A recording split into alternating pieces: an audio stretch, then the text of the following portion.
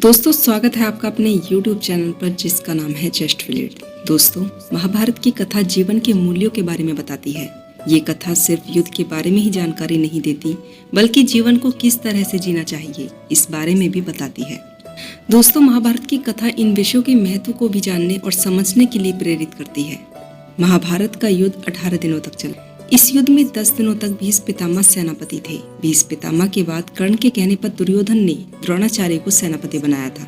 युद्ध में इन दोनों का ही वध छल पूर्वक हुआ। इसके पीछे असली वजह क्या थी, इसके बारे में भगवान कृष्ण ने रुक्मिणी को बताया था। दोस्तों उन सभी ने एक ही पाप किया था जिसने उनके पूरे जीवन के पुण्यों को नष्ट कर दिया। जाने क्या था वह पाप। दोस्तों जब महाभारत की लड़ाई के बाद भगवान कृष्ण घर लौटे तो उनकी पत्नी रुक्मिणी ने उनसे सवाल किया कि आप गुरु द्रोण और भीष्म की मृत्यु का कारण कैसे बन गए।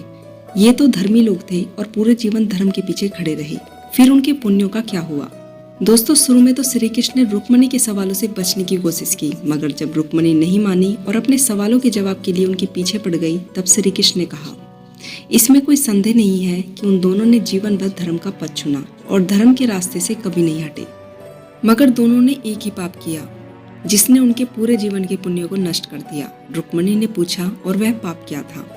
भगवान कृष्ण ने उत्तर दिया, जब द्रौपदी का भारी सभा में चीर हरण किया जा रहा था तो वो दोनों भी वहां पर उपस्थित थे। वे इसका प्रतिहार कर सकते थे और इस जघन्य पाप को होने से रोक सकते थे। वे दोनों ही सभा में सबसे बड़े थे और इस पाप को रोकने में सक्षम थे, लेकिन उन्होंने ऐसा नहीं किया। इससे उनके सारे पुण्य और सारी अच्छाइयां खत्म हो गई। तब रुक्मिणी ने पूछा कि कर्ण की क्या गलती थी। वह तो अपने दान के लिए पूरी दुनिया में जाना जाता था, कोई उनके दरवाजे से खाली हाथ नहीं गया।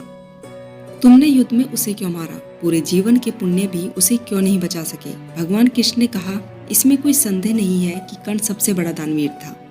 उसने कभी किसी को खाली हाथ नहीं लौटाया, मगर जब अभिमन्यु सफलतापूर्वक लड़ते हुए युद्ध के मैदान में गिर गया और मरने वाला था तो उसने पास खड़े कर्ण से पानी मांगा। कर्ण जहाँ खड़ा था वहाँ उनके पास स्वच्छ पानी था, मगर उसने मरते हुए अभिमन्यु को पानी नहीं दिया क्योंकि वह अपने दोस्त दुर्योधन को नाराज नहीं करना चाहते थे। मरते हुए व्यक्ति को जल न देकर कर्ण ने अपने जीवन में कमाए सभी पुण्यों को नष्ट कर दिया। बाद में युद्ध में उनका रथ पानी की वजह से ही फंस गया और उनका पहिया निकालने के दौरान ही उसे अर्जुन ने मेरे कहने पर मार दिया। समझे कि अन्याय का एक ही काम जीवन भर के पुण्यों को खत्म कर देता है। यह कहानी कर्म के सिद्धांत का महान उदाहरण है। इसलिए जो धर्म है, जो सही है, वैसे कर्म जागरूक रहते हुए करें। दोस्तों आपको महाभारत की यह जानकारी कैसी लगी? अगर आपको यह जानकारी पसंद आई हो तो चैनल से जुड़े रहने के लिए चैनल को सब्सक्राइब करें और मोटिवेट करने के लिए वीडियो को लाइक करें। तो दोस्तों मिलती हूँ इसी प्रकार की अन्य जानकारियाँ लेकर। तब तक के लिए आप अपना ध्यान रखें, खुश रहें। जय सनातन, जय श्री राम।